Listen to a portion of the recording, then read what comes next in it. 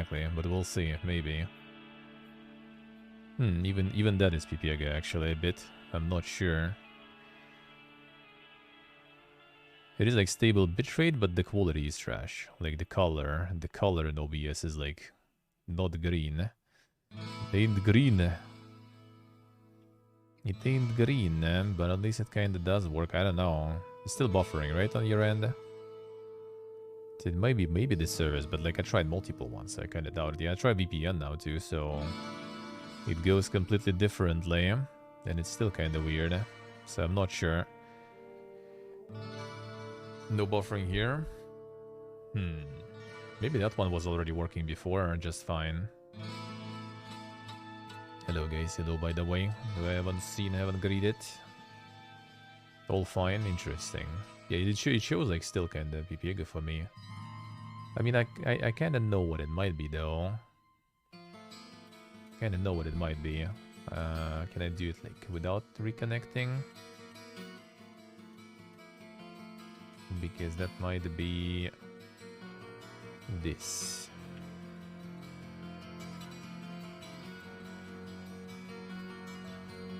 Okay, yeah, I see. Okay, maybe actually, maybe I got in some like the limit or something. Yeah, it's all good now.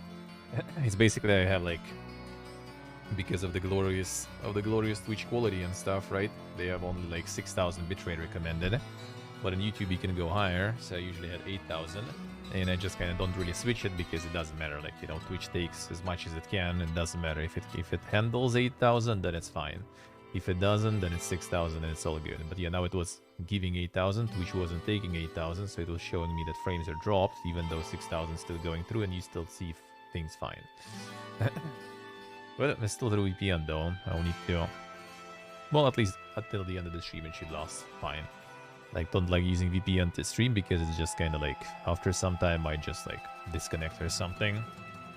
Even though it's a good VPN, but still, sometimes happens if you stream long. But there's like not that much left really for today, so... Should be fine. Alright, sorry for that. Like, I haven't had any drop frames or issues in a while actually, surprisingly. It happens once in a while. Alright. Let's get back to it. So what was this one about then? Was with reviews. The MMO-ish thingy. Buggy early access, classic. Cannot connect. Janky movement and random FPS starters. You can see the FPS starters in the trailer, to be honest.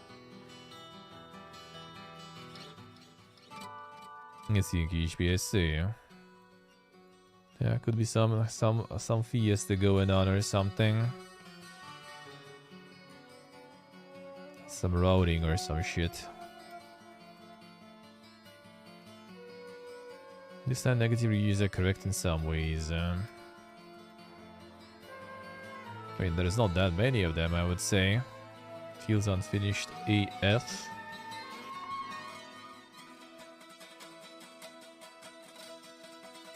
Character takes up far too much space in the screen, option changes don't save, and bugs are everywhere. Dude, you played for 12 minutes.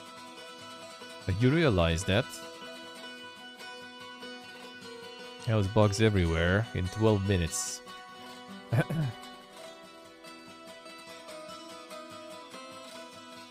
How was that a thing, eh?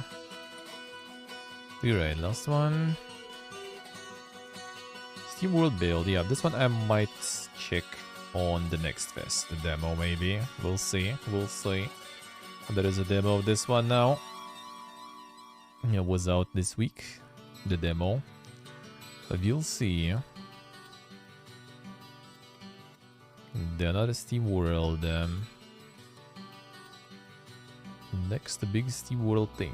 We'll see, we'll see. It might be alrighty. I'll check it out. I'll check it out. Alright, let's check out the stores real quick.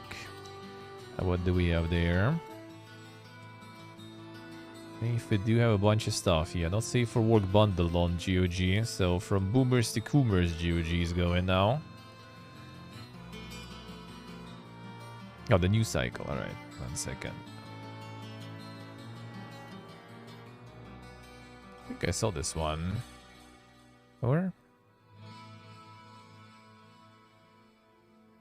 New civilization out of the chaos of an apocalyptic solar flare. So it's kind of like...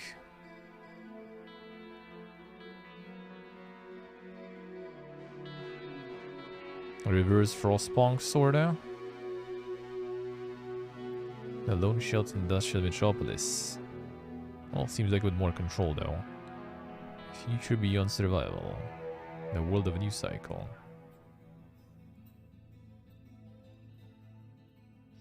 There's a demo. That's nice. That seems good. Huh? That seems good. Huh? Design the city and stuff. Alright. A vast web of resources. Face down carrying world. Lead your people. Sculpt your settlement. Move humanity forward. I mean, demo looks good. Huh? Demo... The fact that the demo looks good, that means maybe they will try it then.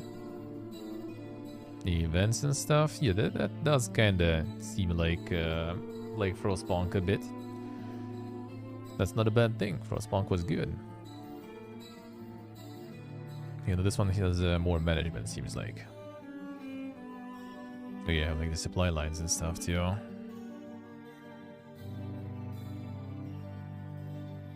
Stylistically reminds of something. Like the menus and stuff too. Conveyor belts and stuff, alright. Well, this might be alrighty.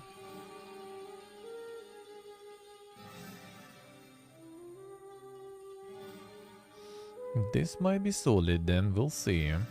Might be some demo galore. Might be. Big vehicles and stuff too. Them the elephant caravans, alright. Interesting.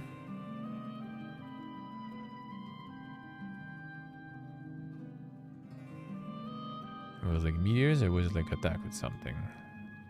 I guess some sort of a cataclysm is going on. Seems like it. The sandstorm, alright. Yeah, looks good. That looks good. Gotta check the demo. Yeah, looks nice. Looks very good, indeed. It's not just another Aquatico. Hopefully. Alright, carefully navigating GOG. It's too much cooler stuff now.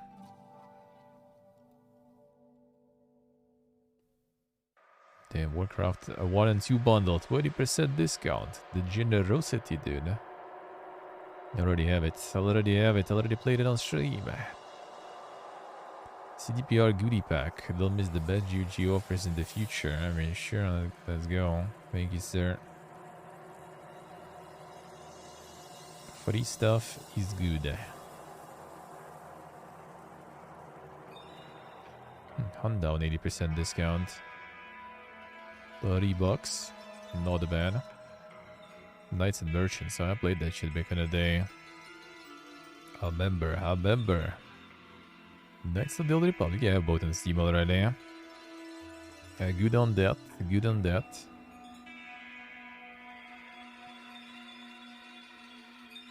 Aquatico is very shallow. It's about the deep underwater. How is it shallow? Come on, dude. Maho Kenshi here too, nice.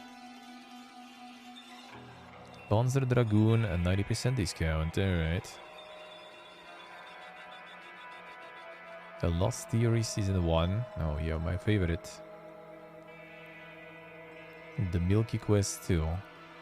This one was on Steam and this one is actually like, you know, kinda regular one. But yeah, you see like some anime shit and it says Milky something. Alright, dude. I ain't clicking that. Not on stream.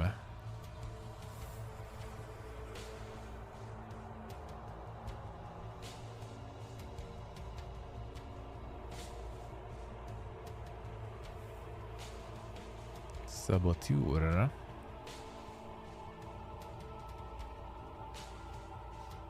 Did not save for work a week. Damn son. Well, I saw exclusive Kuber is already complaining that there's like very tame bundles and selections there, brother. Either go ham with Coomer games or you don't even go there, GOG. That's what the exquisite connoisseur said. That's what I've seen then in reviews and comments. Let's see, and the pick. What's on that one?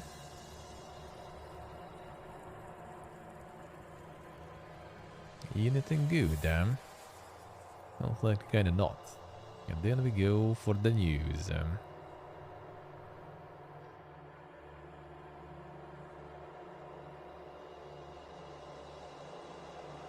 Fortnite plus the Kid Laroi. The fuck is that? Who?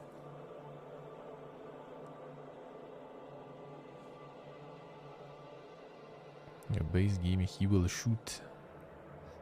Yeah, some dang prices there. Give the base price is like 50 cents. What is that even?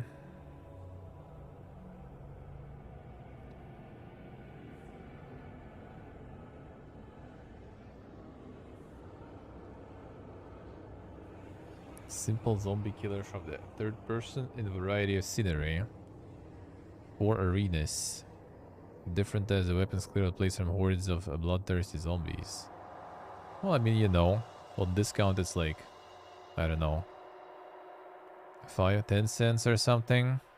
So, I guess if you really want to shoot zombies, they got you covered. Oh yeah, there's others for free. Nice. That one was out quite recently, already free. It's multiplayer, I think, right? Was it? And the kind of like also this like Tarkov-ish concept to it.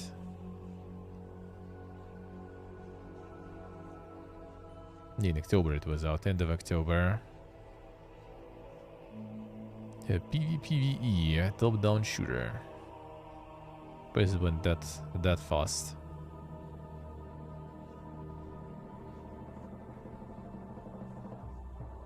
I guess they just need to kind of like get more players for people to even play.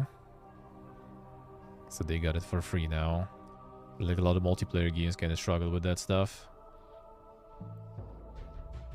Getting it free for some time at least gives you some of the juice. So there's people playing at least to you know, to load in the matchmaking and everything. Yeah, Mogus.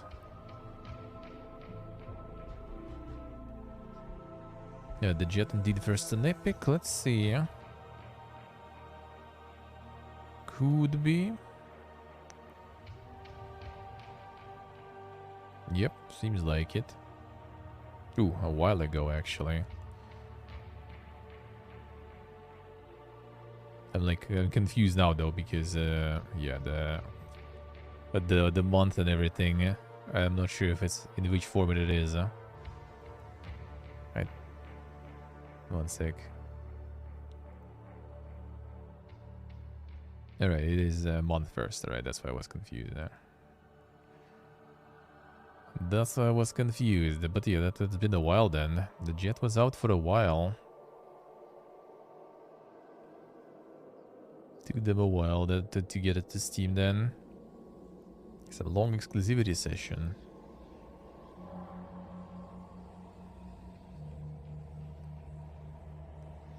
The Tate Multimedia, damn son. Is it the one and only? The Andrew Tate Multimedia. Yeah, but not the best name right nowadays, huh? Yeah, Risen, now an epic, damn son. Did they upgrade the regular versions? Probably not, right? Like you need to buy the separate updated Risen for that.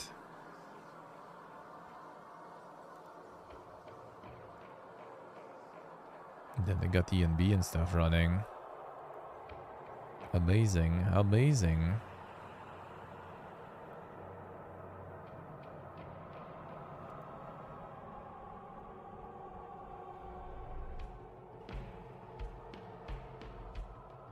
The good old ENBs. Yeah, Okay, that screams gothic, to be honest. I think I did have the original. Let me see. Did they do something with that? Probably not. Like, you actually need to rebuy it, I guess.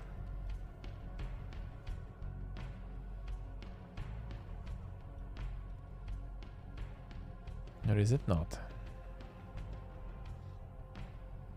No, did they actually?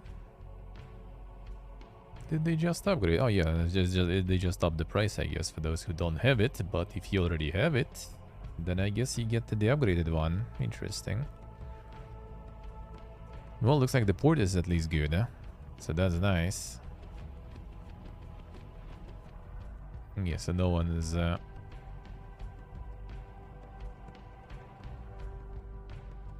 Forget about mods. Alright, let's see.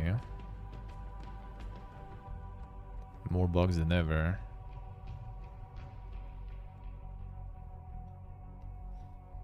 Mostly people are fine. Alright.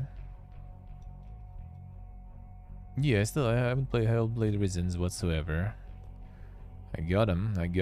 Whenever there's gonna be time for some more Eurojink RPGs, I'm ready. Alright, let's see the news section. Anything good now? And more about the Redfall. Saw that one. Star Atlas. Deadpool and Midnight Suns. Dead by Daylight, Tome 14 Betrayal.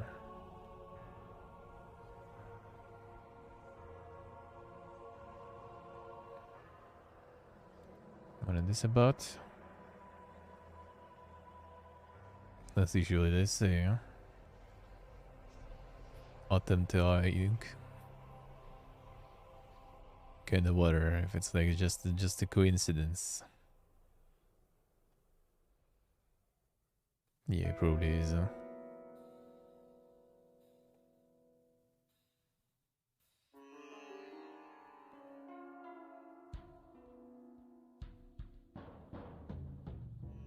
Oh. This will continue until we reach our goal of providing fully player-driven play-to-earn MMO functional metaverse. Ooh, dude, okay. So Attempti is not coincidence, probably, I guess, then. There's like a meme picture with one of our reviewers from very old times, who was kind of like tending to shit on games quite a lot. There's like a meme picture that was saying like Uita, which is like pretty much like, I don't know even how to translate that word really. It's like a garbage. Basically kind of like, how would you say, like a garbage, trash, or bullshit, but by using, you know, word dick. Sorta. And then there's like a bunch of like memes that were born by that meme, and one of them was just basically getting the picture in the middle and mirroring it, right? And one of those was if you mirror that word in the middle and take the right side and mirror it, then it's gonna be Atamtea, which is like the name of the studio. So I'm kind of like, too much of a coincidence. I guess it just might be abbreviation though. But judging by what they want to make a play to earn with metaverse and everything, that seems like it, dude. That might be. That might be not a coincidence. Totally seems like potentially bullshit. Alright. Nothing super crazy. Yeah, some new Fortnite collab with someone I don't even know and haven't heard about. Oh yeah, Forspoken they still sell. They're so like... They so desperate just to sell that's the only Square Enix game that you can buy here from our region. Everything else they blocked, but this one they allowed them. You know, gotta get those numbers at least somehow. You know, maybe someone will buy it there. Hello. No idea, Xer, no idea. No idea. Looking at Fortnite collabs and like the concerts happening in Fortnite is basically the way to feel yourself old. Just like, who are all those people, dude? Who are all those people? I'd be swimming in the ocean of memes and other stuff, but that I already don't recognize, so yeah. Alright, let's get to the news part. Get the recap rolling. What happened over the week in video games?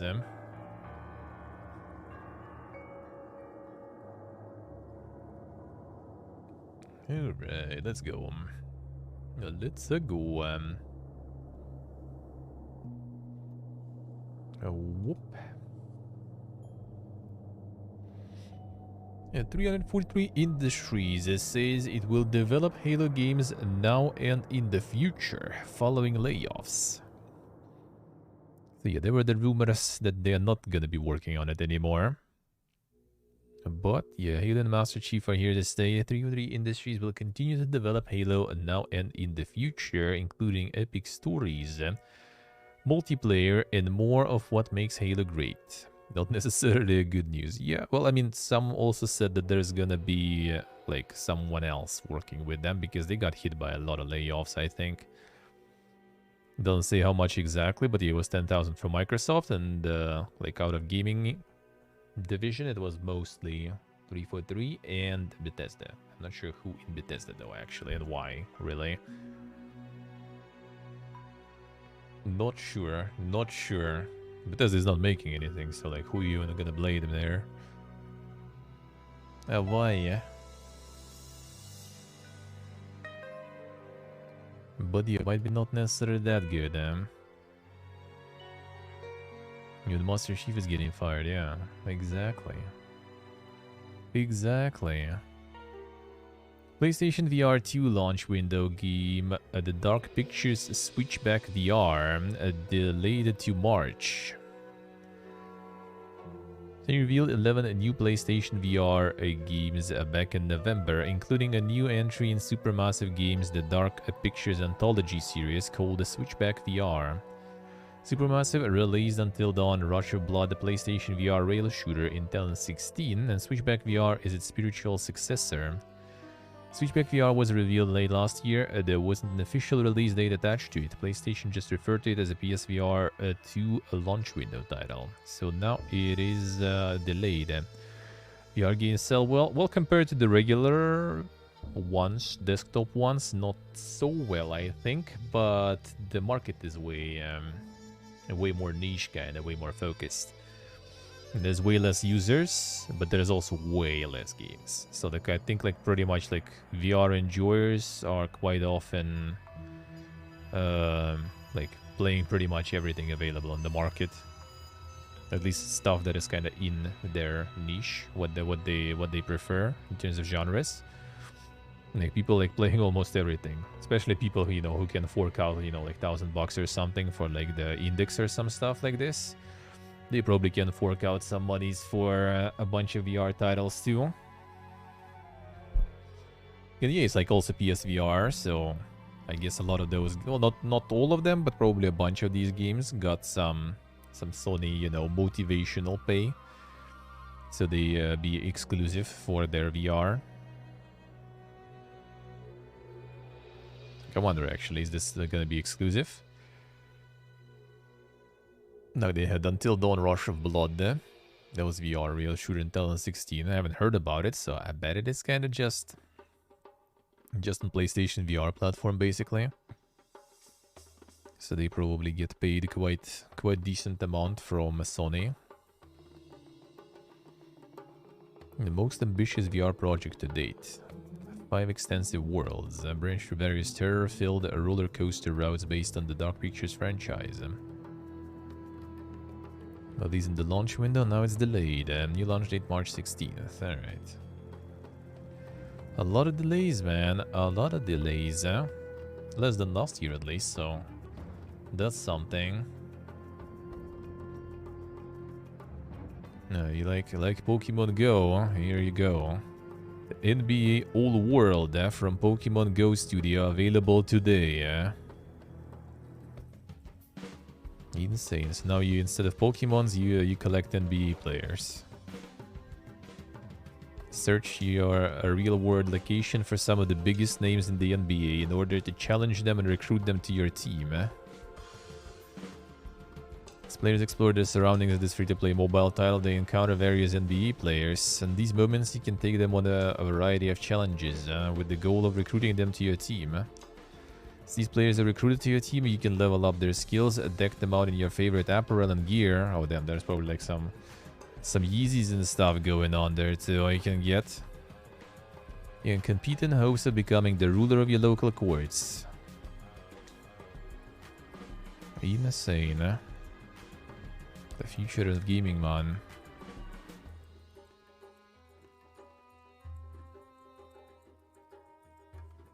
Zero, but I say.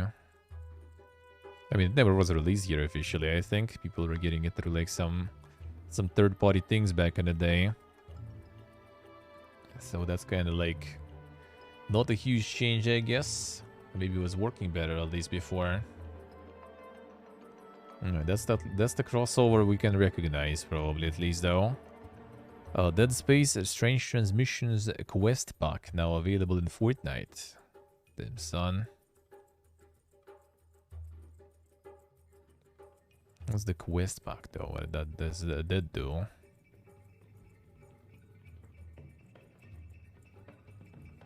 Joins Fortnite's Gaming Legends series. Damn, son. New quest pack for $12. Allows you to collect the outfit, earn up to 1,500 V-Bucks. Which is essentially how much the pack costs if you convert V-Bucks into real-world dollars. Pack also included, okay. Why is it quest pack though? I didn't get it though. Like, do you still need to do something to unlock it or something, or what? Or I guess maybe to earn, probably. So like you get the outfit and then you do some stuff with the outfit and everything, and you get the money back, sorta, you spend on the outfit. I mean, I guess. The original Fortnite characters will be available in Fortnite, yeah. The Fortnite Classic, man. It's time. The fresh start servers. So now in Fortnite you can already do like a bunch of stuff. Yeah, the Isaac versus Naruto and everything. And some Darth Maul on the side, just camping. What a time to be alive, dude. What a time to be alive.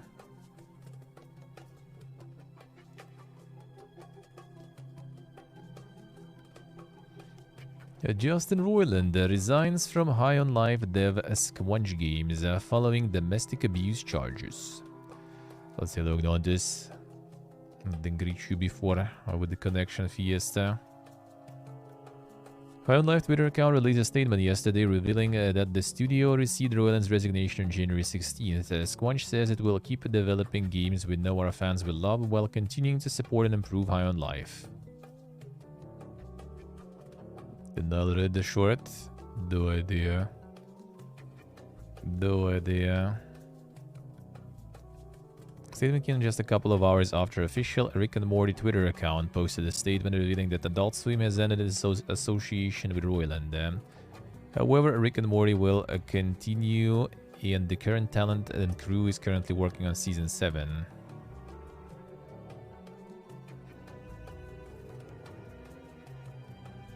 Not the charges, but the creepy Diaz. So wait, what? What was that, Sock? Been charged with domestic violence charges in Orange County, California in relation to alleged 2020 incident. Felony complaint reveals Roiland has been charged with 1 count of domestic battery with a corporal injury and 1 count of false imprisonment by menace, violence, fraud, or deceit.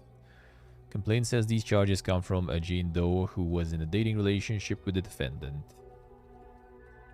Pleaded not guilty, was released $50,000 bond in August 2020 during pre-trial hearing that happened earlier this month. Roiland's attorney said Roiland heard a plea offer, but not other details regarding it or whether Roiland was taking it having been revealed. Alright.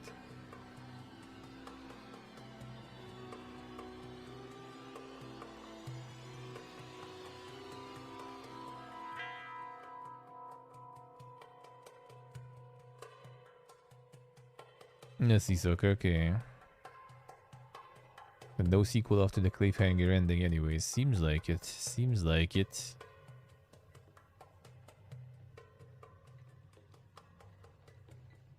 No one really mentioned that though. That's the thing. No one mentioned that. I think the only reason it's happening, like DMs probably like people wouldn't really even care too much about. I mean, they would, right? Obviously, people would try to. People would go for it, but I think he probably would ignore that. Like that was already like known even after like since 2020. It's just like now it became, you know, more dank already. So there is like pre-trial and stuff. So now it's actual court and everything, right? And now everyone started quickly, you know, cutting ties. I'll kill any prospect of returning to any kind of public job. I mean, it will be really hard to get back, yeah. It will be really hard. I mean, yeah, if DMs are actually also the thing in real, then, well, probably not returning then. And that means that probably the charge is gonna go through.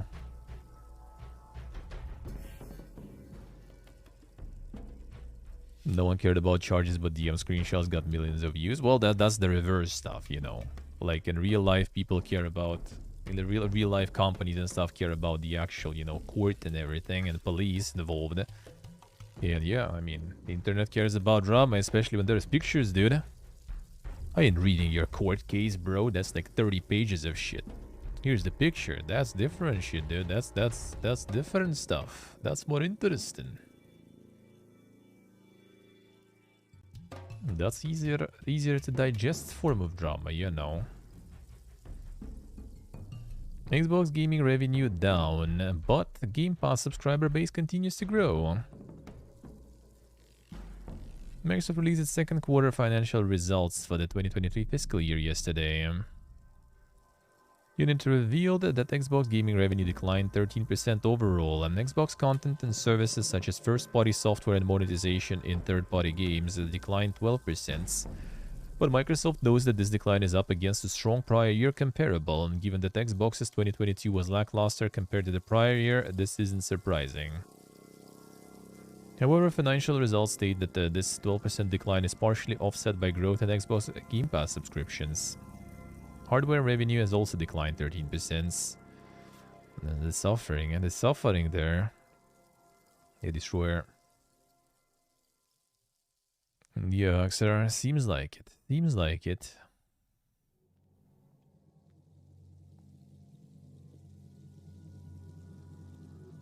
Not strong results at all, especially hardware being down so much. Really not good this early in the generation. Xbox needs significantly better performance in 2023. Hopefully a much improved first-party exclusive lineup this year helps. That's worried about overall gaming revenue and software performance down, but that's expected considering how weak of a year Xbox had first-party content. Alarming thing is hardware early in generation really shouldn't be seeing declines. Thank you, man. Thank you. I'm glad you like it. I'm glad you like it. I'm glad you like it. Always welcome, eh? Shouldn't be seeing declines early in the generation. I mean, kinda. Yeah, I guess that's true. Like, the thing is, like, I don't even know... like their top tier console, like why would you even need that? You can just get the Series S and get a Game Pass, and there you go. You get your cheap, you know, a cheap Game Pass machine that has like a huge library of games for a pretty reasonable, you know, amount of money. Kind of surprised still it's down though. Well, I guess it's also like hard to say. Maybe it's just like they're restoring the supply, so like PlayStation's rolling out way more. Because PlayStation also didn't really have like that crazy of a year. I mean, there was like what, 2 loud releases basically, and one was kind of like semi-loud, like Horizon and the God of War. Not sure. But I mean, Xbox didn't have shit, so... And I don't think they will even. Like, the first-party titles, they all still kind of PC anyway, so... Like, Xbox already not doing exclusives for a while. To be quite honest with you. I think they at this point also need to kind of like slowly somewhat like merge with like the PC. Like make Xboxes and stuff into some sort of like, you know, like stationary big Steam Deck sort of, you know. Just kind of device that will allow you to play PC games and, well, kind of Xbox games that will all become PC games too, right? For reasonable price and with Game Pass involved and stuff. I think that would be the move really, because like they don't have exclusives and they're not gonna do exclusives for Xbox alone. I hope so, to be honest, you know. Whatever they do for Xbox, they do for PC also. But I mean, there is a point still on buying Xbox, because making a good PC is way more expensive than just buying an Xbox, especially if it's Series S. Like, how much is that? Like $200 or something? And then you get like, what, 10, 15 bucks per month on Game Pass? Then you can play a whole bunch of stuff. Like, you're not gonna, you know, run out of games, really. It's almost impossible. And all, like, new releases and stuff, too.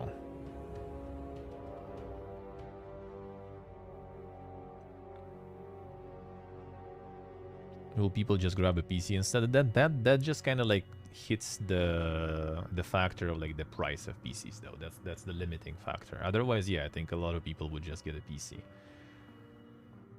But thing is, like, people also might be just kind of like, maybe you just get the PlayStation, especially PlayStation now also started like, you know, giving you some sort of library, right? So you can already also like get a PlayStation, pay some amount per month and get already a library going, right? So then you'll already kind of start thinking, maybe it is better to just like pay once like 300, I guess, bucks more, right, than Series S, and get yourself a console that will also have a library of games and that also will have some exclusives. Yeah, yes, it's still below the value. It's just like the Game Pass machine pretty much. Like my friend even was considering.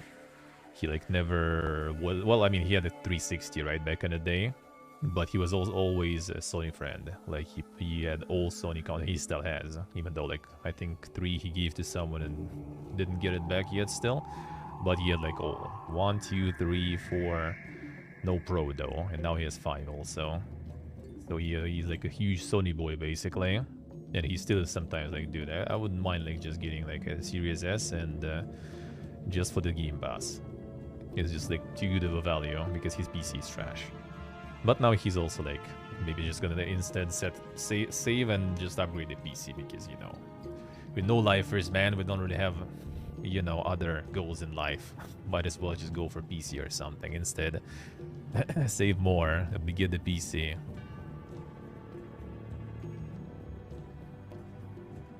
Why not? Why not? Might as well. You're more flexible, especially here nowadays, huh?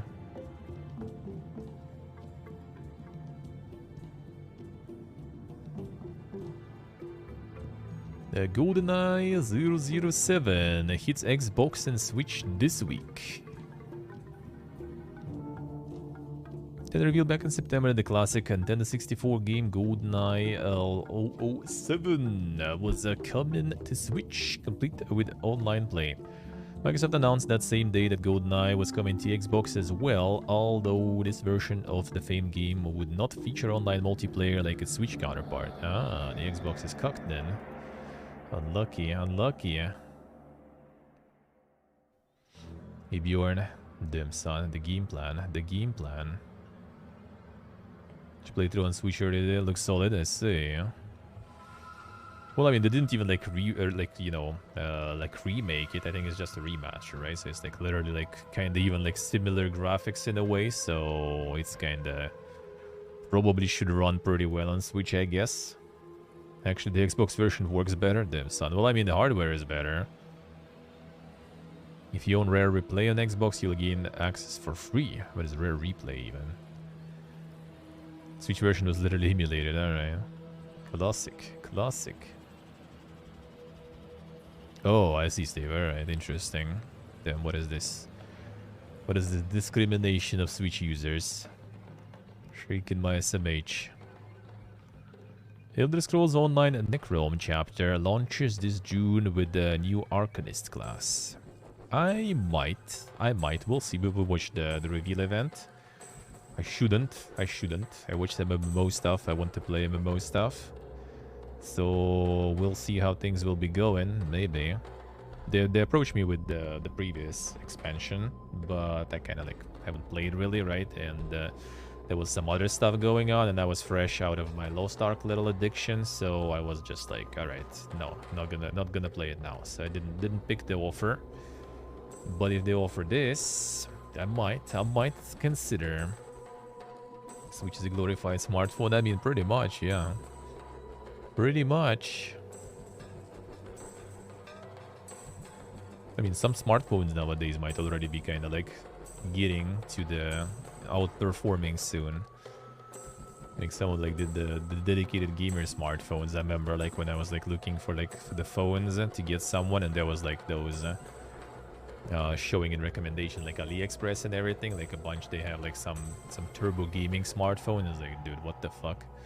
There's like a whole rigs already with like the cooling and everything, and the hardware is insane there.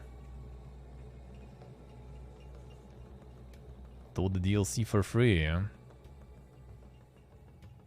No, not all of them. There was limited free play though. For this weekend, I think it's gonna be over. Yeah, you can try them for free.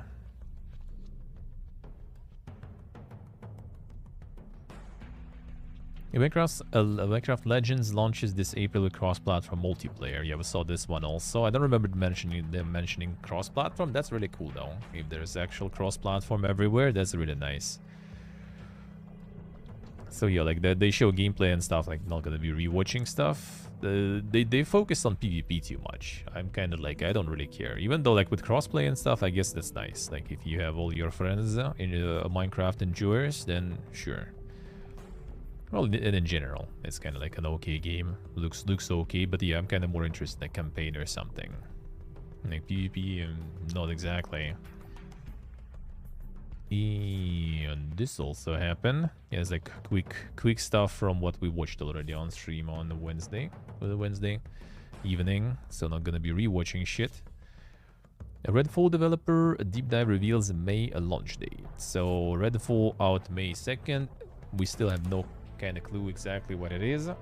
It's still really like lost in what it wants to be, I feel like. But kind of already getting a little more clear. So we'll see. Maybe closer to release date or on release it's actually gonna be understandable, discernible, you know, the features and stuff. And it's on Game Pass, so I think Game Pass gonna carry it anyway. Like no matter what's gonna happen with it, the Game Pass probably gonna carry the game, player base wise and like kind of sales revenue wise, I guess. And this one was also announced there. This one actually doing really well. Devil Within's creators made a colorful rhythm game, and it's out today. The Hi-Fi Rush. Yeah, playing a game voice Hi-Fi Rush. That one doing really good. That one's doing really good. That is nice. That is nice. Apparently it is like solid. The price is good. 30 bucks. Nowadays that's like, bro, free almost. And it's on Game Pass and everything, so good. They just nailed everything. I just wish some people could, like some, you know, corpo boys would be able to like draw some parallels, you know, like make a good game, price it well.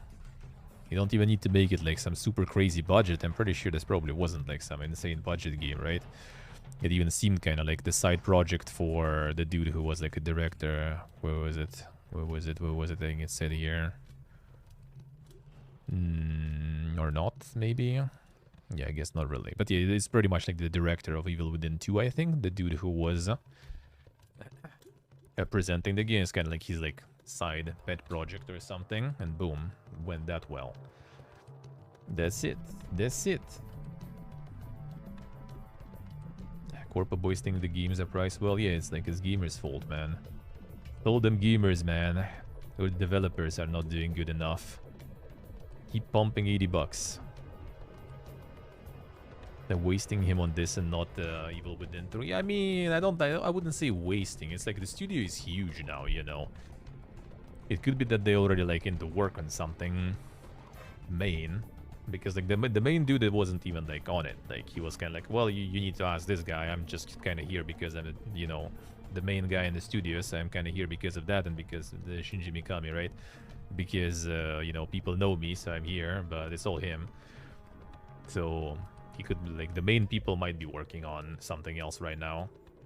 That's the thing, like, whenever you, like, nowadays especially, when you work on something, like, big and, like, you know, how do you say, like, the mainline AAA stuff, that takes, like, years.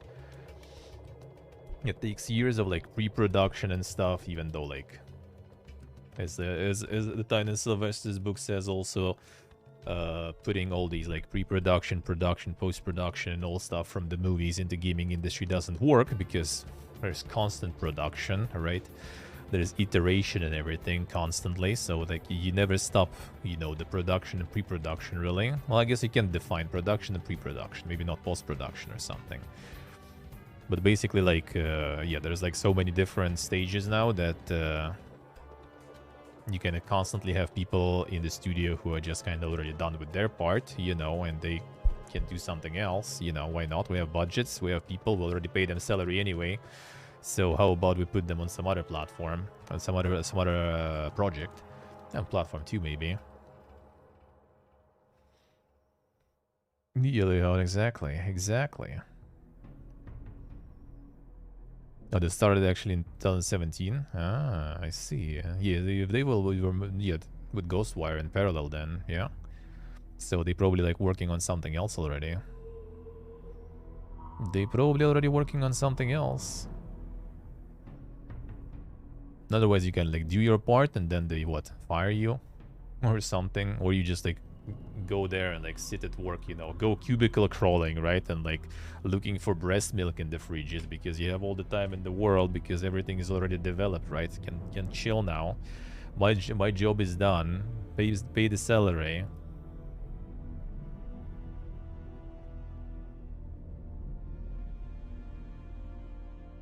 So Yakuza is going ham, dude, as always. They're gonna stay. Kiyomi Omega tells us why his trooper card in Like a Dragon Ishin is all elite. So yeah, apparently this is some wrestler that was in Japan for a while, and they're gonna add him in the Like a Dragon Ishin there as one of the cards. Strapping fighter who's traveled through space-time and reality to serve the Shinsengumi said that his elite skills can summon the stars themselves. The big video geese there, they see. See, he's gonna have his own card and everything there.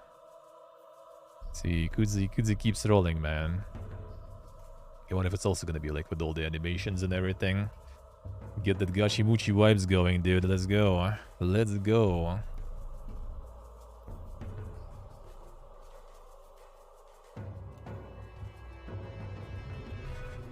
The Last of Us Part 1 sales jumped 238% after TV show launch. There it is, dude. Time for more. I think I'm just gonna do Maho Kenshi probably, Steve.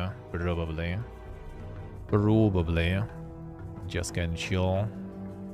Just kinda chill. Fire Emblem Engage is the second biggest launch for the series in the UK. Damn son, Fire Emblem Engage went even ahead of FIFA. What the fuck? What is this blasphemy? Something that sells better than FIFA in UK? That's impossible. Unless it's Call of Duty. Insane. God, it doesn't mean shit. Maybe they did actually. Let's see. Number 20, 338% spike. Nah, I guess no numbers, yeah. It's nothing crazy because, yeah, it's number 20 in the top. And PS4 version is number 32 in the top sales. So it's nothing, like, crazy. But, I mean, yeah, it's still probably solid. I would say it's probably still solid. And it also, you know, it's just the first episode and stuff. So, well, second already, right, too? So it's just gonna be like persistent boost more and more. Now there's a second season also going. And the PC version probably also gonna get a boost from that. And I mean, like, look at what the boost Cyberpunk got. Like, it's always a combination of factors. You can't really, like, just, like, you know, completely separate everything. Like, in terms of Cyberpunk, it wasn't just anime, right? Like, boosting the numbers that high. Like, it was good anime and stuff, sure, but I don't think it would do it alone.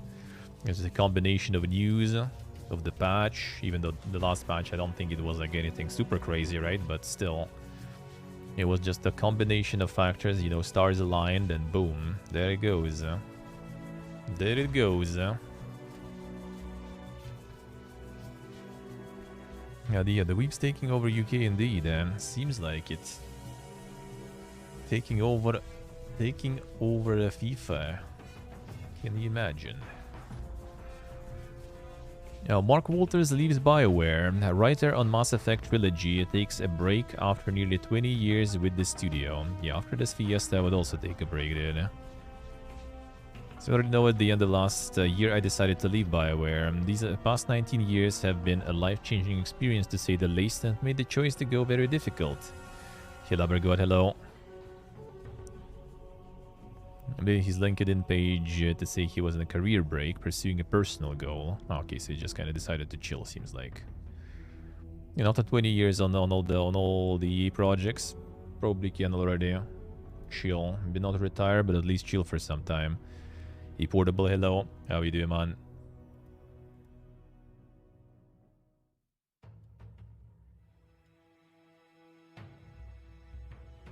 Yeah, hello, pretty much. Microsoft disappointed Sony to prepare for FTC trial. PlayStation firm has requested a week's extension for response as the two platform holders continue to negotiate. So Microsoft is calling Sony also to their court. Oh, shit, we got. Welcome back to the dungeon. Thank you, sir. Thank you, man. Thank you. I appreciate it a lot. Thank you, man. Thank you. How are you doing? A new finding in the case reveals the Xbox firm served the subpoena on Tuesday, January 17th, with initial response deadline of Friday, January 20th. However, on that day, Sony requested an extension to Friday, January 27th, which is expected to be granted. All details not available. The filing mentions that Microsoft and Sony are in ongoing negotiations. As to what information the latter will provide, it appears to center around Sony's production capabilities, which presumably ties into Microsoft's defense against the FTC. Ooh, we're gonna get some juicy details again from some projects, maybe some numbers from the companies. All right. Maybe some release dates gonna leak in or some shit. That'll be nice. Nice portable, sounds good. Sounds like a good weekend, sir. Sounds very nice. Legal proceedings follow the FTC issuing a legal complaint against Microsoft's proposed acquisition of Activision Blizzard, the strongest attempt so far to block the deal. Ooh, the hukes. There is apparently already the Euro Commission. Like, Sony already went and privately even, like, talked with Euro Commission representatives. So these guys are also gonna step in. And Microsoft already molding because of that. And Sony is, like, you know, trying to drag even more people in behind the backs and stuff. So it's like a full-blown drama there. Genuinely hoping the Microsoft deal doesn't come to pass. I mean, I kinda rather, you know, like, have less of the acquisition stuff for sure. I kinda rather have, like, more separate entities working on stuff. But yeah, in this situation, I kinda hope that like it's just like both sides, both companies are not good. Let's put it that way, because Sony also does a lot of exclusivity shit, way more than Xbox does, to be honest. And if anything, I think they do way more than, you know, gatekeeping for the developing and everything than any other well, actually, okay, Switch maybe does more gatekeeping. All right, fine, I agree with that one. But Switch is just kind of like, we're not you know, part of this. We just, like, have our own, you know, our own group here that we're gonna be working with. We don't care about anything else. You guys, you know, fight it out there. So I kind of, overall, I would rather have all the companies, yeah, kind of more independent and everything. But that is for sure. I do agree with that. But also, I kind of like, I'm not strictly super against it though. I just like, I'm against what it might, like, I'm against if it all gonna go like a snowball, right? If there will be like the avalanche already in the end. Like, it's gonna be, everything is getting acquired all the time. Like, acquisition, acquisition, acquisition.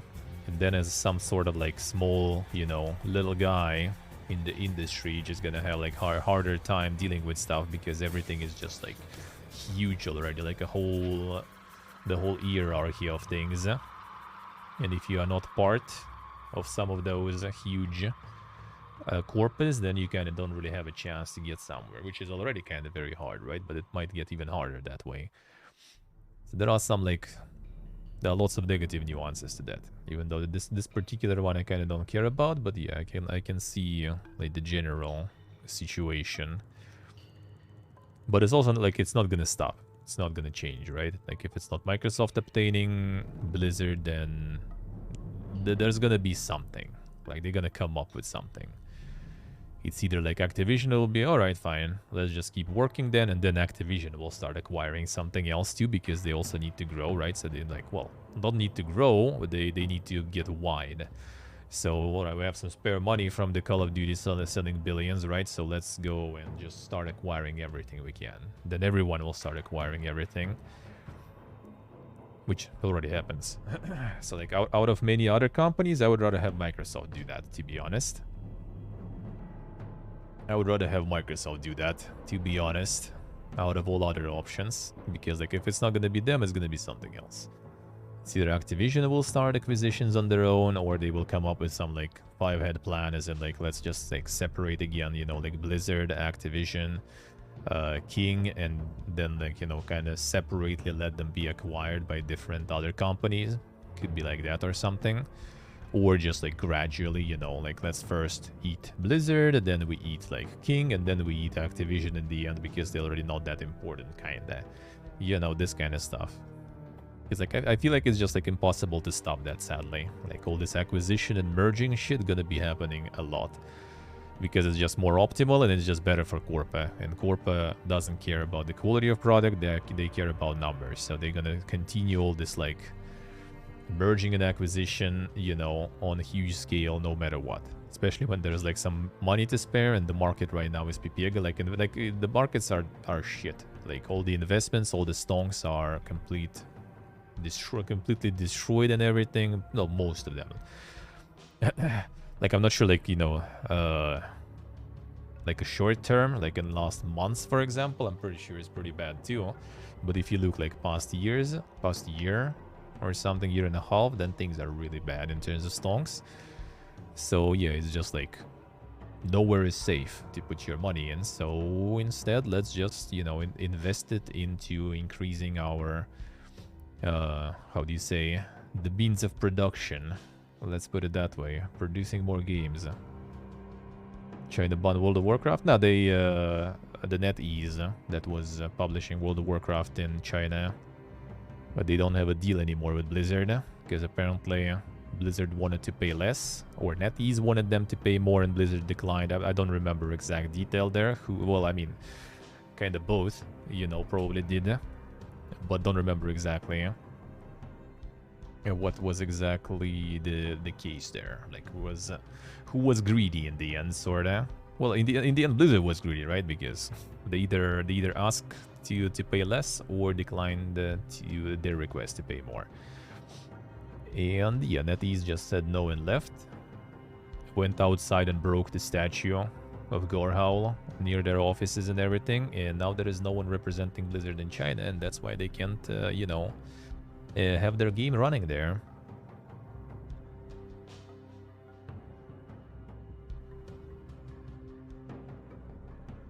All AAA morph into playways. Yeah, it's gonna be something like that. It's just like becoming those huge conglomerates. They just can like abuse the system more and more. Tencent recently announced? Oh, I'm not sure actually. I think there's plenty really of different MMOs, so I wouldn't be surprised.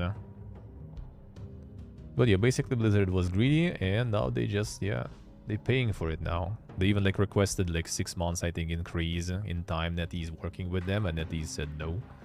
So, you know, pretty nice, pretty nice. And Mega Corp is the whole end game of capitalism. Yeah, pretty much. I think that's where it's gonna be all going. So soon it's gonna be, you know, like the hunt, kind of like the head hunt in a way, right? In terms of recruiting, there's gonna be some studio. They just made something semi-decent. Boom, acquired. You know. Yeah, wouldn't be surprised. Gonna take some time, so we still have some time to enjoy. You know, and then it's gonna be the Fiesta probably. And then there's gonna be like the problem also that a lot of others, like smaller studios and the beginners, gonna be just kind of trying to appeal, you know, to like the set of kind of not rules, but like in the match the frame for the acquisition, because you know, why suffering the indie life when you can just get, you know, become a part of that, get a bunch of money.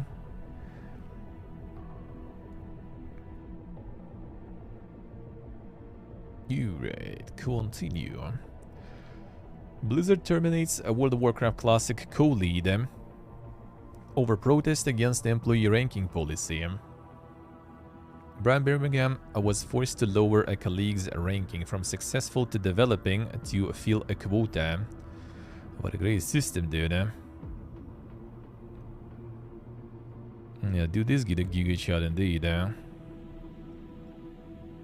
Blizzard introduced a stack run ranking system in 2021 whereby staff are ranked on their performance, but managers are expected to give the lowest status, developing to around 5% of their team members. Developing rating can lower an employee's profit sharing bonus and may hamper their prospects of pay rises and promotions. I think it's not even because of that. I think it's kind of like, you know, they just need to have some sort of people, like some sort of like the list of people that they can easily lay off when it's needed. That's probably the thing. So they don't need to like rush, you know, figure out who they're gonna cut. They have like, you know, all right, this guy is like developing. All right, get out. I think that's pretty much it. Quite dystopian still though, that's for sure. The old done, exactly. Exactly.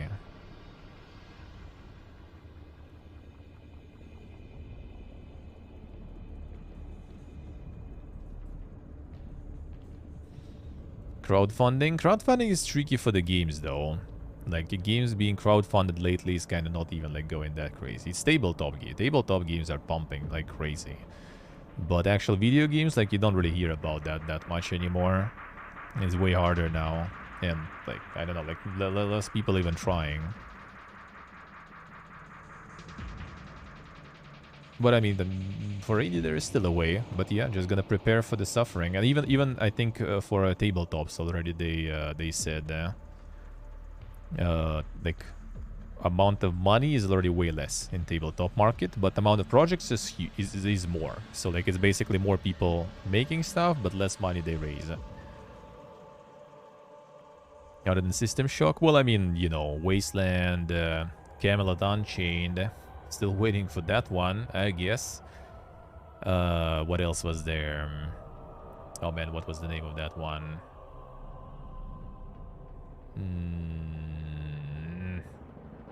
I have it even.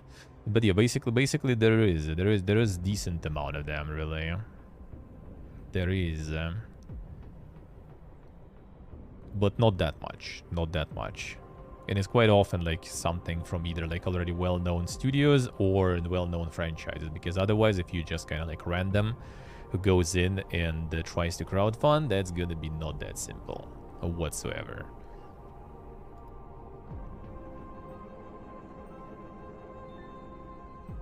Yeah, that while he and other World of Warcraft managers had managed to avoid filling quotas in previous years, he was recently forced to lower an employee's ranking from successful to developing in order to meet that 5% expectation. When team leads asked why we had to do this, World of Warcraft directors explained that while they did not agree, the reason given by executive leadership were that it was important to squeeze the bottom-most performance as a way to make sure everybody continues to grow. This sort of policy encourages a competition between employees, a sabotage of one another's work, a desire for people to find low-performing teams, then they can be the best-performing worker on, and ultimately erodes trust and destroys creativity. Yeah, it's actually like in Titan Celeste's book also, there was like a whole sort of like chapter on like all like the team-based stuff, and that was there. Yeah, if you try to like start creating this competition there and everything, it just leads not to the people trying to become better, but people trying to make others look worse, pretty much. So it just starts all this like under carpet, you know, fight. So Birmingham then added that if the policy was not reversed, he would leave Blizzard, and HR reportedly then called him to confirm his resignation, and he told them he was considering it. He also said that he had refused to work until the policy was retracted, after which he was terminated. The spokesperson told Bloomberg the evaluation system was designed to ensure employees who don't meet performance expectations receive a more honest feedback. Just go give them feedback, dude. Like, you know, just tell them. Fine, like, call them, you know, like, re-add them maybe even, but don't do this shit. Differentiated compensation and the plan on how best to improve their own performance. Spokesperson also emphasized the multiple managers that are involved in the process, and conversations with them also impacts whether rankings move up or down.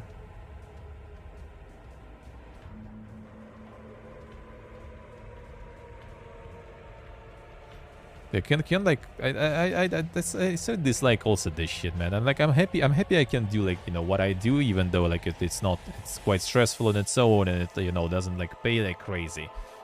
Like whatsoever, right? Sometimes it doesn't pay at all because you just were born in the wrong country, for example. But like, bro, like, you go to work, can you just work, man? Can you just like, you know, do your thing? You did it, good. Get paid, go home, all good. No, it's like some ranking shit. Then it's like, let's do some team bonding. Let's do some like, what else was there? What else do we have there? Some like exercises to increase, you know, the team's trust and stuff like this. Then let's go like party as a company and stuff.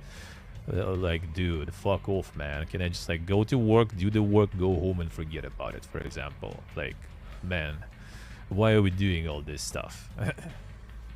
There's like fucking family for you or something now. No, dude, I don't give a shit. I do work, you pay money, that's it. You don't pay money, or you don't pay money, I don't do work. I don't do work, you don't pay money. And, you know, that's it. The determination. Done. What is this shit? I see, Soak. I see, Annoying, man. Like, you do your stuff, good. Don't need to do some evaluations and other shit. I hate this stuff. A job done, good.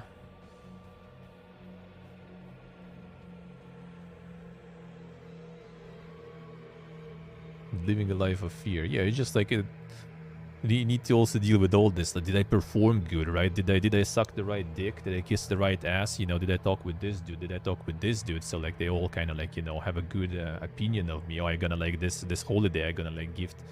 I don't know, gift some like chocolate bar to HR lady or something because, you know, they're gonna be evaluating my performance there. Like, dude, fuck off, man.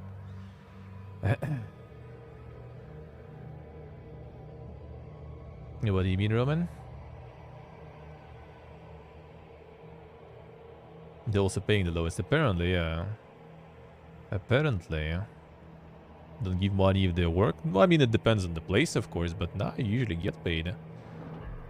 Like, my friend right now is, like, solid. He doesn't get paid much, but he also, like, has what he needs to do, and then he's free, basically.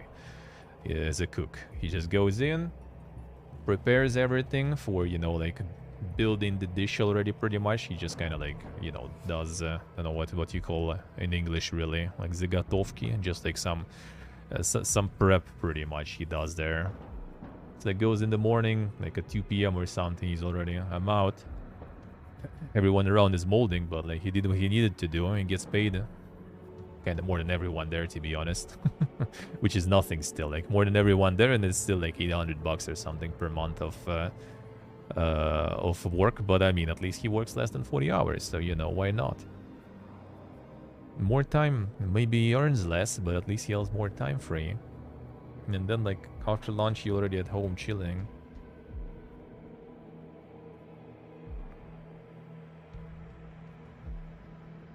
Yeah, exactly, portable. Yeah, it's like it's the quota. Like, even if the team is good, yeah, even if everyone is like doing well, you still need to have like 5% of like underperforming people.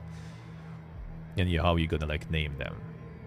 Like, who you gonna name? Just like randomly? All right, this dude is gonna be underperforming, so dude is just like losing his like, you know, bonuses, losing like getting a chance to get like in the next round of layoffs, which is happening a lot now, right? Just like randomly, not because like it's a feedback for the bad work or something, right? It's just because, you know, we need to fill 5%. Sorry, dude, you just were like, we just like, you know, pulled a straw and that was you.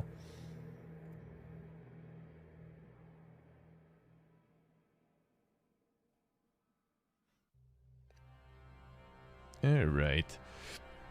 The Hugh. A&D, and there is also this one. This one I also really like, from how it sounds. A proletariat unionization vote request dropped. CWA union says a studio meeting demoralized and disempowered workers made a fair election impossible. So basically you just make company and call it proletariat, and then you just union bust in this company. Like, dude, what the fuck, man? You can't get more hilarious that way. What is this, man? What is this?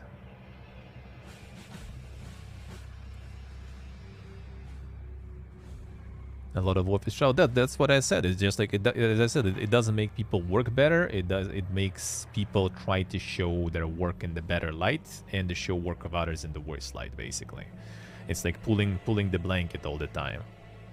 It just promotes kind of like unhealthy stuff.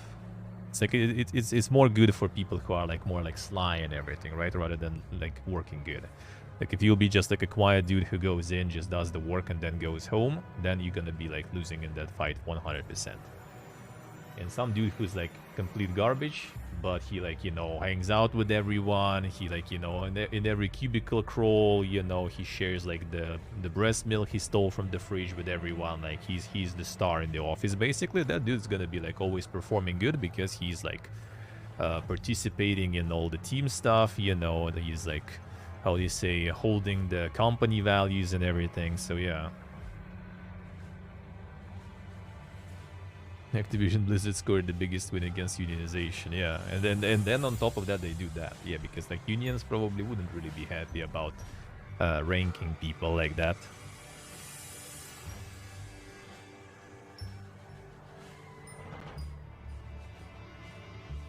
Yeah, bound to collapse. Yeah, it always kind of happens. Like you just kind of at the back of your head, you always need to keep like a whole bunch of like all this like intrigue running and everything.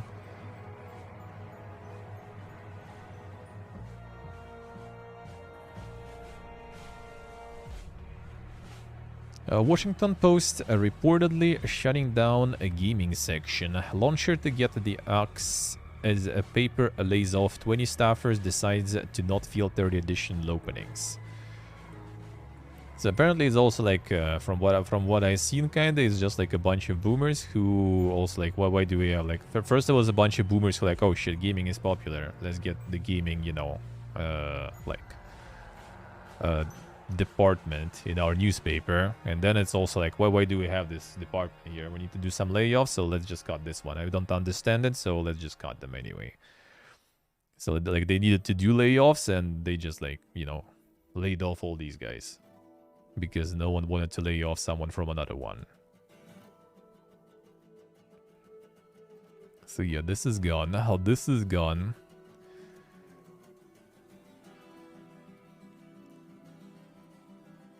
Yeah, so layoffs everywhere. Layoffs everywhere. And the post is garbage anyway. Well, maybe there were some okay journalists there. So some of the newspapers kind of like Bloomberg got Schreier, for example, right? That's like one of the few people you can name nowadays who actually does some sort of like investigative journalism and stuff in the video game industry. Like, some people don't like him, of course, like for personal reasons, absolutely, but like can't deny that dude is like doing really good journalism, man. 100%.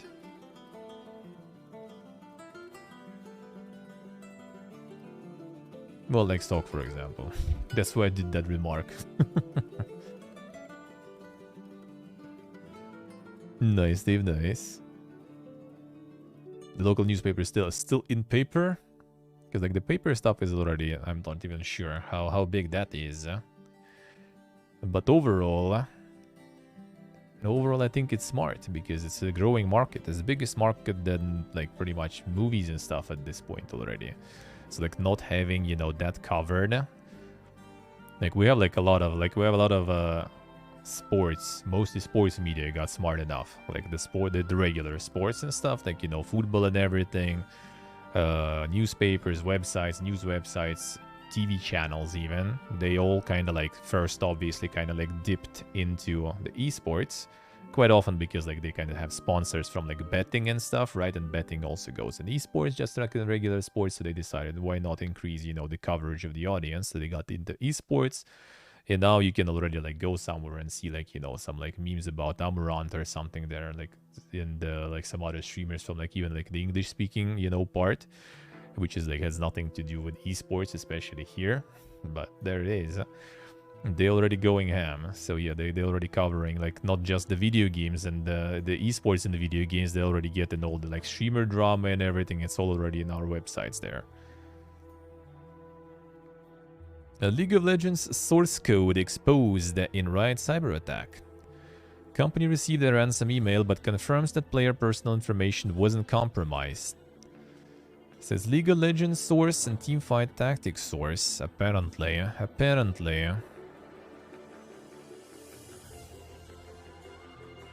Targeted its legacy anti-cheat platform, the company said in a tweet explaining the incident. Needless to say, we won't pay. While this attack disrupted our build environment and could cause issues in the future, most importantly, we remain confident that no player data or player personal information was compromised. As part of the leak, experimental features were also exposed, with Riot clarifying that most of this content is in prototype and there is no guarantee it will ever be released. Yeah, the new cheats. New cheats come in.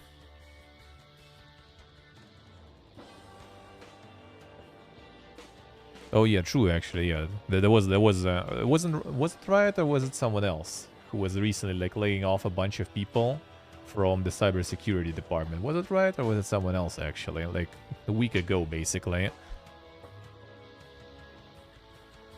1 second. There was the layoff stuff, and was it Riot here too?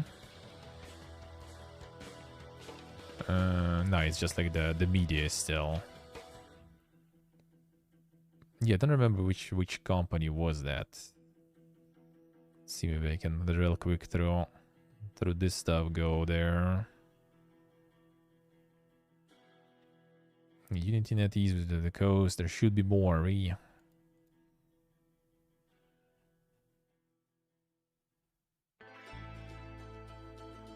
Ubisoft, Unity, NetEase, come on. Yeah, it could be someone else though, it could be, yeah.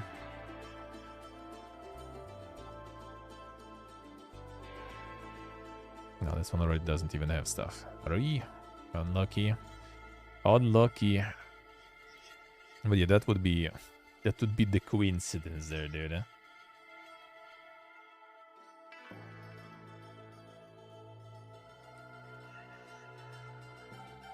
Xbox to host a summer showcase in Los Angeles later this year, but it's not yet clear whether this will be part of E3, Summer Games Fest, or separate. Well, I mean, we don't even know how E3 and stuff gonna work this year, so we'll see. Like, I think after all this, like, digital fiesta, a lot of companies probably not gonna be paying to go on the E3, like, big stage, and rather just have some, like, side showcases, kind of like EA did back in the day. Like, they had their own presentation during E3, but they weren't exactly, like, inside E3, sorta. They had, like, their own side thing nearby or something. Could be something like that. If E3 will be, like, super greedy and stuff. Maybe they won't. You never know. They probably will, but, I mean, maybe they already realistically understand that, you know, their time is kind of passing. You gotta take what you can, even if you don't earn gigabucks. Square Enix to shutter Dragon Quest, The Adventure of Dai, A Hero's Bone. Mobile RPG will go offline on April 26 after originally launching worldwide in September 2021. Another ale for mobile titles. Alright. And again, I also don't like when, you know, any game takes ales, but when it's just like an attempt to ride some trend and farm something that is considered high profit, then I am happy with ales. I'm not gonna lie. The more they take ales, the more they maybe will learn to not try to chase those trends and everything. But maybe I'm asking too much. Maybe. Not likely they will learn, especially since it's Square. And with the NFTs coming through and everything. Doubt it. Doubt it.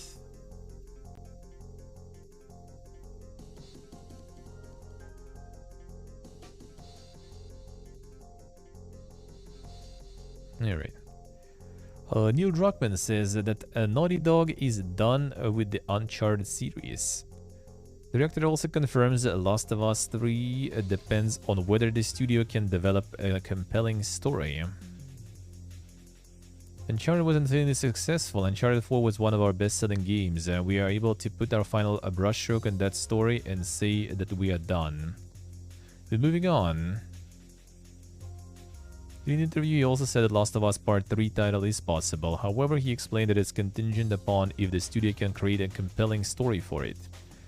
If we can't come up with something, we have a very strong ending with Part 2, and that will be the end.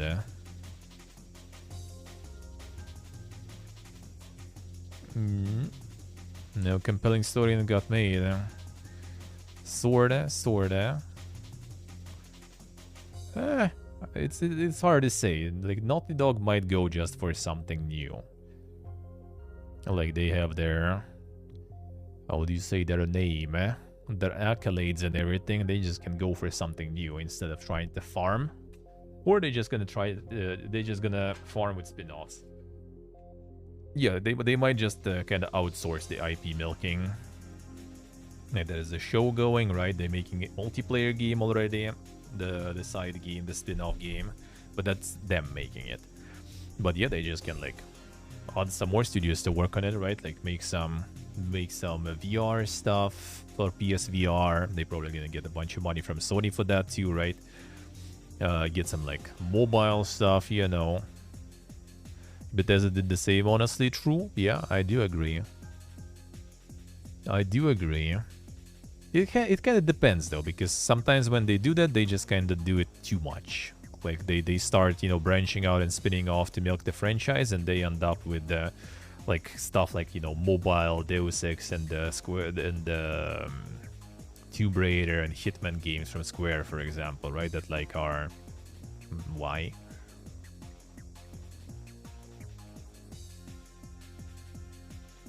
There's new studio PlayStation made for future Uncharted games already. So that's kind of like, all right, let's see. So like, whatever Naughty Dog gonna be throwing away, they gonna be just, you know, taking it to someone else to work with. Could be.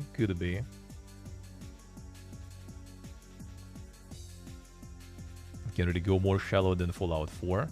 Well, you can go way worse though. Like Fallout 4 is shallow, but like it has like the Bethesda touch to it for sure. Like the Toad touch. Like it's shallow. You can criticize it a lot, but it's still fun to play. And people still like dumping a lot of hours into that. And then also mods come and play, and you know, it's a completely different story. Toad touch and both. The Toad touch is a complex thingy. Like, there is no good things without bad things, you know. Like, they're gonna touch it, it's gonna get the bugs and stuff, but it's also gonna get, you know, the good stuff with it. The recycling studio, yeah. The second hand franchises from Sony. They call this like the open world, huge open world that is still kind of, you know, fun to play and explore. Same with Oblivion and stuff, right? Like, I'm not a huge fan of Bethesda games. Like, I came into Bethesda's market because of they obtained Fallout, right? Like, until then, I didn't care for them, really. And Until recently, I still didn't care for them like further than Fallout. But then you get into Morrowind, now you get into Oblivion, and like the criticism is easy. It's like super easy to criticize that stuff. Sometimes it takes like, you know, a few moments to start criticizing while something breaks or crashes or some shit. But it's still fun. So it's not like even like, you know, Fallout 4 is not perfect. It's just like they have already like their system that basically works. Just works. Like it might be buggy and everything, but it's actually kind of works. And just making some sort of spin-offs, then you get something like, I mean, I don't even like mind Shelter, right? Like the Fallout Shelter, for example. I mean, I played a little bit. It's like, it's an okay game, but like not playing it, you don't lose anything. Let's put it that way. Playing it, you don't really gain that much, really, unless you're really into that kind of stuff. Probably pretty much same like with the Elder Scrolls, like Blades or whatever, right? Most likely the same shit. So like that's the risk of like using franchise too much for like spin-offs and everything. Like a lot of spin-offs just become like clearly just, you know, milking. Like they don't bring any value to the franchise. They are just literally just, you know, monetizing franchise. Like obviously something like New Vegas might happen, right? Absolutely, if they get a good studio to work on it without the goal to just make a whole bunch of money extra, then they can get some good results. Absolutely.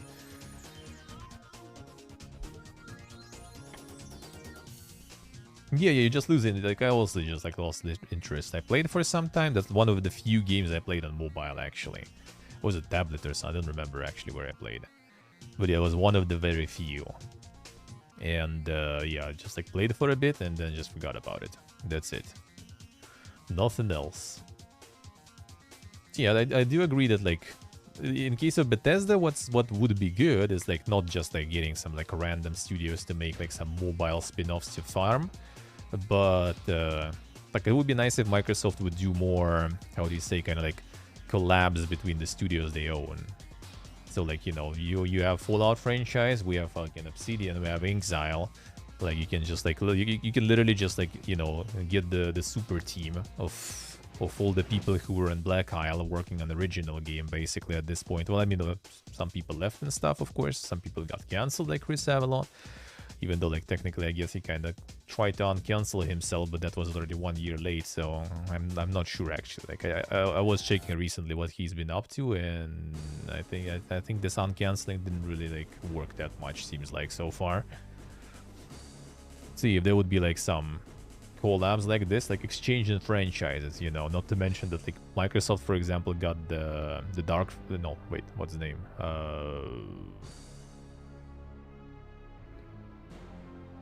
Again.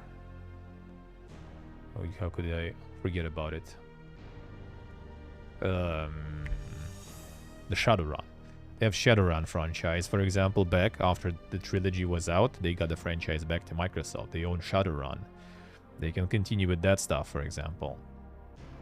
They did, I mean, Fable is in the work and stuff. You could put like some more people from like some dank RPG studios on that, or you can take other way around people from Fable and other RPGs, right? Like you can do like such like an experience exchange.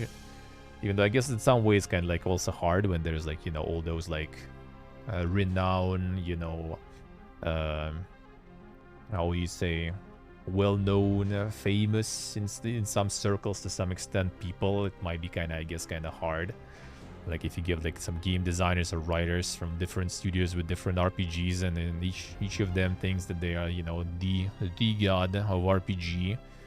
But who knows? Maybe they just click well with each other and they start doing something together and collaborating. Why not?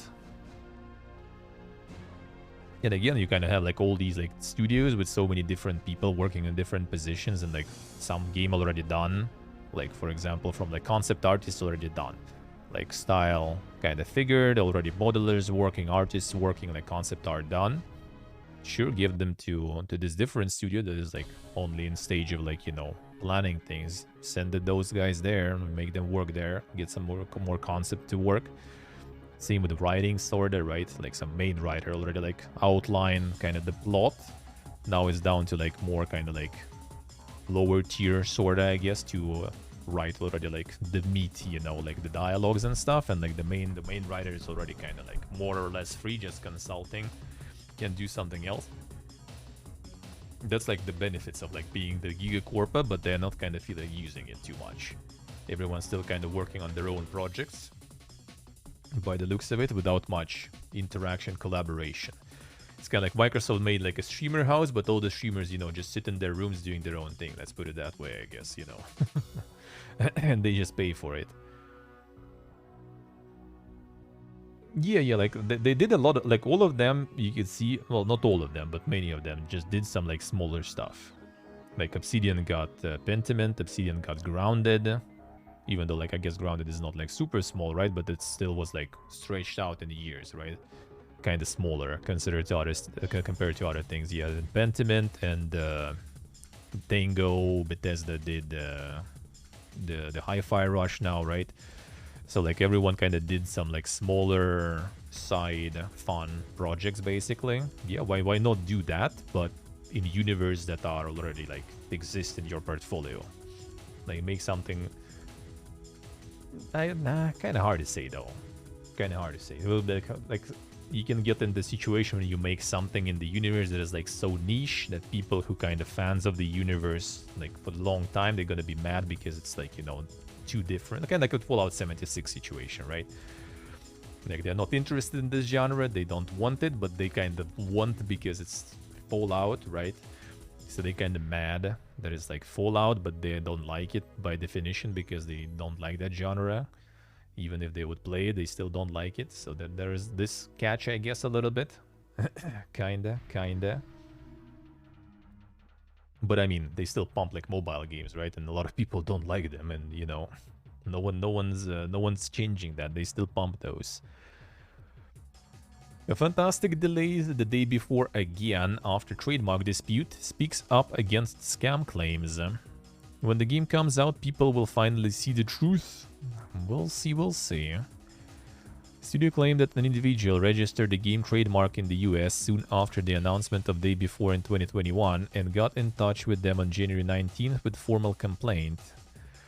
As a result of the situation, Fantastic announced that it was delaying the game's launch to November 10th, as well as the release of its first gameplay trailer. Day before was initially due to release on March 1st and had already been previously pushed back. Now controversy has grown among the community on Twitter, Reddit, and Discord, accusing Fantastic of being misleading. Players claim that the timing of the trademark dispute is suspicious and that the studio is covering up the lack of progress in the game's development. Alright. Plan to move the game's release before and plan to announce it with publisher Mytona in a 10-minute gameplay video, and then you all know what happened. So to be on the safe side, to ensure there are no more transfers, we along with the publisher chose November 10th. Save date given the trademark dispute. So when the gameplay though, so the stuff, plan to announce it with the publisher Mytona in a 10-minute gameplay video. Plan to move the game's release before. Plan to announce it with them. So that they still need to drop the video though. But they didn't announce it in the video though. So where's the video, dude? I mean, I kind of like don't understand the scam claim because like what are they gaining out of it really? Like they don't sell pre-orders from what I know. Like publisher maybe is getting scammed. But I mean, publisher probably is not that dumb. I think publisher probably should know something. They delayed the video as well, let's see. Like, they still say they work with it with the... Yeah, the game is fully funded by Mytona, one of the largest mobile publishers in the world, who checked the game's build at every milestone per our contract. Yeah, if there's contract and stuff, and like the only person getting scammed is publisher. Like if they don't release the game and game doesn't exist and is a scam, then what, you know, they gain from it outside of from publisher? Not much really. And I think it would be dumb to not publish, not make and release anything, because they literally have like had top 1 on Steam and wishlist. It's not top 1 anymore. Like Hogwarts is top 1 I think now, and they are probably like, I don't know, top 3 or something. Like it would be dumb to not use that. Like you literally can do like any like piece of garbage, just release it just to farm the money and then peace out. That would be scam if they would do that, and that we will see if they will do. But yeah, we didn't take a penny from people, no crowdfunding, no pre-orders, no donations. Game is fully funded, yeah, so I don't know. Like scam feels kind of like a bit of a loud word. A bit of a loud word, Like, it might not exist, though, for sure. But, yeah, not exactly. Unless they're scamming the publisher. But, I mean, it's publisher, it's mobile, big publisher, I think, too. They probably keep track of that. They're not gonna get scammed that easy, I guess. Or if they will, then, you know, it is what it is, I guess. That's their pain, not buyers or people's. They were number 2, I see. Yeah, so Exodus, Metro Exodus got Exodus SDK now. So you can now get access to the mod making on the Exodus engine. So you just need to install the game. And manuals, tutorials. Need to have Metro Exodus or Metro Exodus Enhanced Edition installed in your machine. And then you can go. So that, I hope, will create a bunch of mods. It kind of depends, though, how, you know, good the SDK is and everything, how convenient and stuff it is. But yeah, hopefully we'll get some, because that might spark some nice post-apocalyptic shit. I'm always down, man. I'm always down. Someone gonna get the dang stalker probably with that. That's gonna be one of the first ones. Some stalker-ish thingies. Is mods available on console? Oh, that's an interesting question. It's mod.io. They are partnering. I think that, yeah, they're partnering with mod.io. So I'm not sure. Well, I mean, it shows Xbox, it shows Switch here. At least.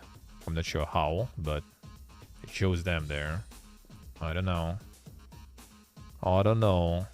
No Sony though, it seems like. So we'll see. Probably like on the developer side, how the modder is gonna do it. If they will do it. So we'll see. It might be interesting. Might be very interesting. I'm down. I'm down. Modding in 12 FPS, yeah. Alright, that seems like it. That seems like that's kinda it for this week. By the looks of it. Nothing super crazy. Nothing super crazy going on. Unfortunately. No more layoffs this week, seems like. Kinda. Yeah, so that's at least something. At least no loud ones. I guess loud ones that all happened already, more or less. Alright.